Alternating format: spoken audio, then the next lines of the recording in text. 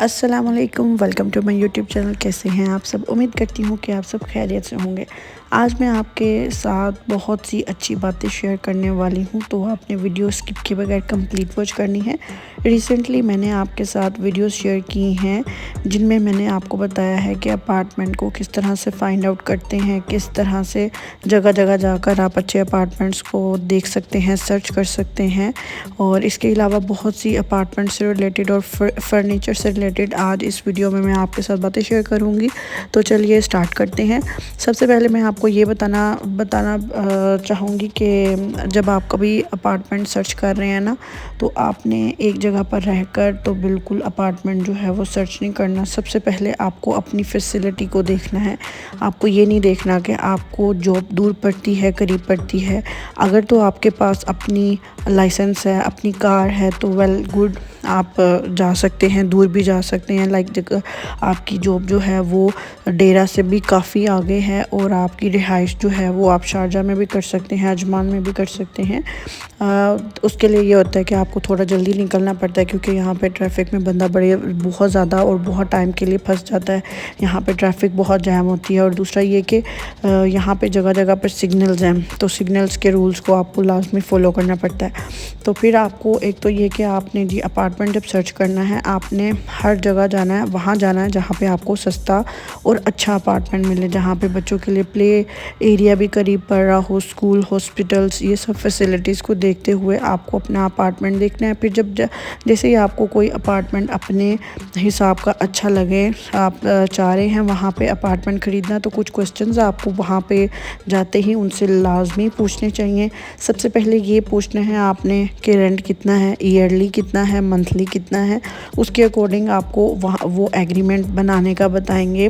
उस एग्रीमेंट के अकॉर्डिंग आपको वो उससे कहते हैं अजारीनामा जारी दी जाती है, जिसके थ्रू आपके नाम पे वो एक कॉन्ट्रैक्ट बनाया जाता है ईयरली, जिस पे आपका आईडी कार्ड और ये सब चीज़ें जो हैं वो रिक्वायर्ड होती हैं, और वो सब लिखकर आपको जो है वो अपार्टमेंट इशू किया जाता है।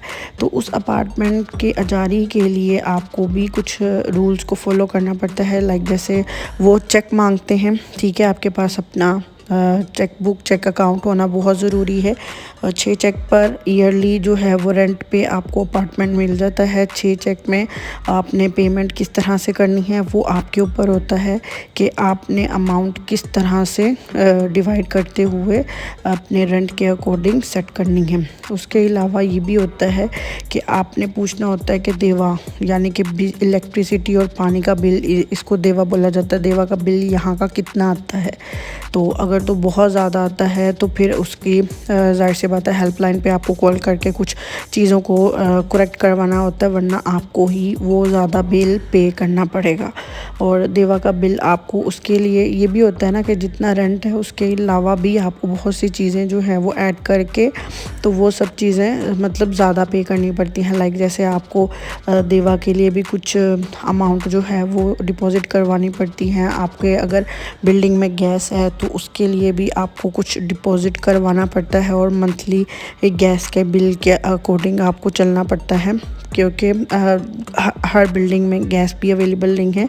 कुछ में आपको सिलेंडर जो है वो यूज़ करना पड़ता है। सिलेंडर जो है ना वो इन केस ऑफ गैस सस्ता पड़ता है, और गैस जो है वो यहाँ पर थोड़ी एक्सपेंसिव पड़ती है। पानी का बिल भी यहाँ पे थोड़ा एक्सपेंसिव है। बिजली का यहाँ पे बिल्कुल ठीक चल रहा होता है। फिर इसके अलावा आपको यहाँ पे गार्बेज का भी देखना है कि आपको कचरा टीन जो है वो पास पड़ती है, नहीं पड़ती है।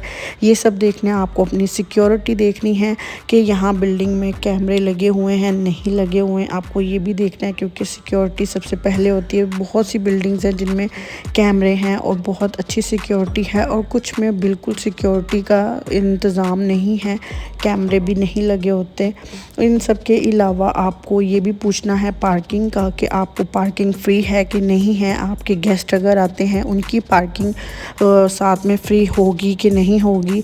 अगर आप कोई जानवर रखना चाहते हैं वो अलाउ है उस बिल्डिंग में रखना या फिर नहीं है। इसके अलावा और भी बहुत सी बातें ऐसी होती हैं जिनकी आपको पहले ही मालूमात ले लेनी चाहिए, ताकि आगे चल के आपको कोई मसला ना बने। एक तो सबसे पहले आपने रेंट पूछना है, मंथली रेंट कितना है, ईयरली रेंट कितना है। ईयरली रेंट जो है वो आपको थोड़ा कम पड़ता है, जबकि मंथली थोड़ा ज़्यादा पड़ता है। ईयरली में आपका ये होता है कि आपको जिस तरह से इंस्टॉलमेंट दी जाती है, आपको 3-4 मंथ के बाद वो पे करनी पड़ती है। इंस्टॉलमेंट के थ्रू आप जो है वो रेंट पे करते हैं। मैं जैसे आपको बता रही हूँ कि चेक देने पड़ते हैं, चेक के थ्रू आपको मतलब 3 मंथ के बाद, 4 मंथ के बाद इस तरह करके पेमेंट जो है वो क्लियर करनी होती है। तो उसमें ये होता है कि आपको कुछ चीज़ों का डिपॉज़िट पहले करवाना पड़ता है, जैसे देवा का हो गया और इसके अलावा और सिक्योरिटी का हो गया, कमीशन हो गई, ये सब चीज़ें आपको पहले ही इनके साथ सबमिट करवानी पड़ती है। फ़र्स्ट रेंट आपका ज़्यादा होता है, मतलब फ़र्स्ट इंस्टॉलमेंट जो है उसके बाद जो है वो ठीक जा रही होती है, सिर्फ रेंट का जा रहा होता है। और अगर यहाँ पे बिल्डिंग्स वाले कमीशन भी अपनी 5% रखते हैं तो वो भी जाएगा, जाहिर सी बात है। इस सब के अलावा एक मेन चीज़ ये भी है कि यहाँ पे जो आप डिपॉज़िट करवा रहे हैं ना, तो वो आपको लास्ट पे मिल भी जाता है, ठीक है।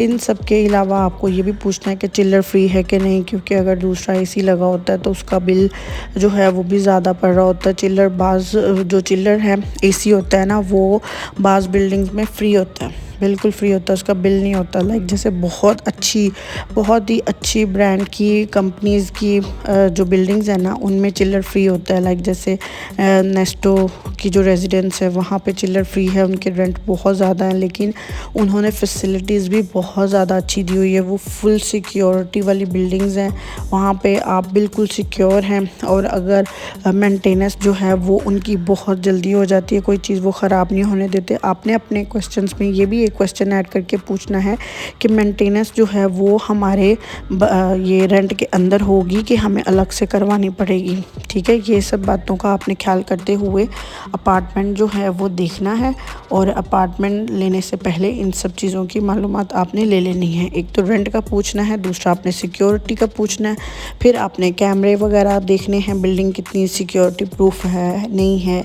इसके अलावा आपने चिल्लर का पूछना है, आपने गैस देखनी है, आपने देवा का बिल पूछना है, आपने ये भी पूछना है कि चिल्लर फ्री है नहीं है, पार्किंग का पूछना है आपने। और उसके अलावा जो मेन बात अभी मैंने आपको बताई है वो भी आपने पूछ लेनी है।